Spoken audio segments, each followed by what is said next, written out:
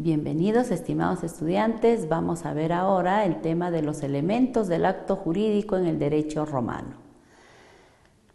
Los elementos de los actos jurídicos o negocios jurídicos son tres.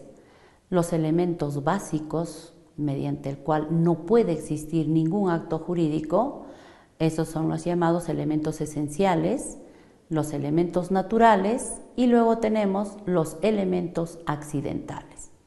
Veremos ahora los elementos de los actos jurídicos esenciales. Los elementos esenciales, volvemos a indicar, que son los elementos sin los cuales no puede existir ningún acto jurídico, cuyos elementos son el acto jurídico o voluntario, el acto voluntario, el contenido y la causa.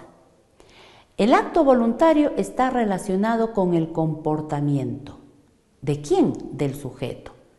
El contenido indica que no puede faltar en un negocio jurídico. Se define como el precepto que contiene la regulación. ¿Qué dice la ley para que sea posible ese acto jurídico? Y la causa es el porqué, el que integra el negocio jurídico. Ahora vamos a ver el acto voluntario. El acto voluntario, ya hemos dicho, parte del comportamiento del sujeto. Este comportamiento va a ser la expresión de voluntad. La expresión de voluntad puede ser expresa o tácita. También puede ser recepticia o no recepticia. Es recepticia cuando existe la otra persona que diga sí acepto, como en el caso del matrimonio. Puede ser no recepticia cuando no requiera una aprobación por parte de la otra. Por ejemplo, el testamento.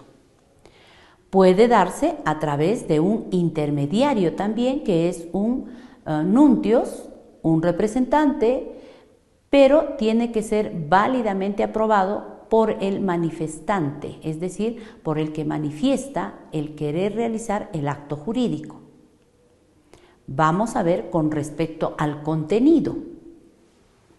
Habíamos indicado que el contenido no puede faltar. ¿Por qué? Porque indica que es el conjunto de cláusulas, es el conjunto de disposiciones por las cuales, una vez manifestada la voluntad, se tiene que regular el comportamiento. Un ejemplo, te dono.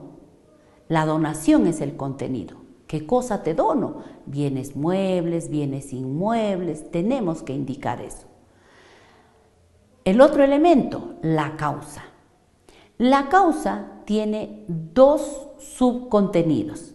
En primer lugar, la causa subjetiva, que es el fin práctico, ¿no?, del acto jurídico, y la causa objetiva.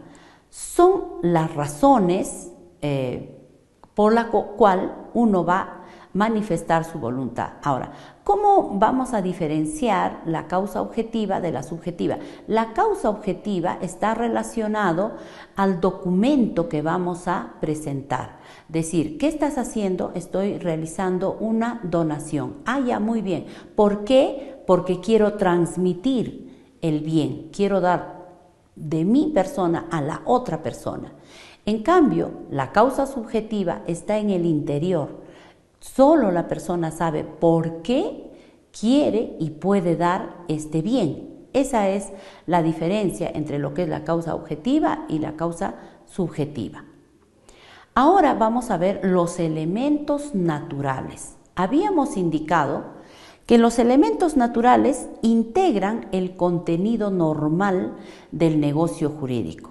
Las partes, como son partes capaces, mayores de 18 años en nuestra legislación actual, para que sea válido el acto, saben perfectamente cuáles son los efectos que va a resultar de su manifestación de voluntad. No pueden decir yo no supe. Por ejemplo, en el contrato de mutuo, que es el préstamo de suma de dinero, entonces la persona, si se ha prestado, tiene la obligación de devolver. No puede decir, yo pensé que era una donación. Tú no tienes que pensar, tú tienes que regirte a lo que indica la norma de acuerdo a lo que se haya expresado las partes.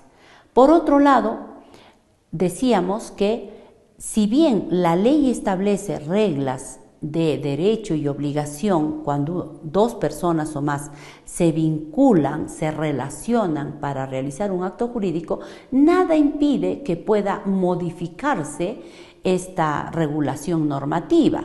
Por ejemplo, tenemos en el contrato otra vez de mutuo. Le digo, le presto una suma de dinero, pero no hay intereses. Ah, muy bien, si no hay intereses y está establecido, qué bueno. Otro, la norma indica que para la celebración de matrimonio, si nada expresan las partes, será bajo la sociedad de gananciales. Pero si las partes quieren modificar, tendrán que realizar otro acto jurídico, en este caso notarial, para variar el régimen matrimonial, que en este caso será sobre régimen de bienes separados. Entonces, los elementos naturales tienen esa bondad de que puedan ser modificados por expresión de las partes o de la parte que va a expresar el acto jurídico. Ahora, ¿en qué consisten los elementos accidentales o modales del acto jurídico? Consiste en poder insertar dentro de esta expresión de voluntad, pueda ser condición, plazos o términos, modo o cargo. No puede haber una obligación de que estas tres puedan insertarse, puede ser una, puede ser dos, en forma indistinta. Por ejemplo, en el tema del testamento, indicamos que la porción disponible la doy a tal persona, con la condición, ¿ve? Entonces estamos hablando de una condición. Otro, te vendo la casa, pero va a ser en un plazo de 6 meses a futuro porque todavía lo voy a utilizar. Entonces, cada persona o las partes pueden establecer otra vez elementos, pero tienen que estar escritos para que sean válidos. Si no están escritos, se entiende que el acto jurídico solo tiene elementos naturales, es decir, lo establecido en la norma. Y si tiene elementos modales, quiere decir que las partes han cambiado las reglas, pero tiene que constar en forma escrita por seguridad jurídica. Muchas gracias.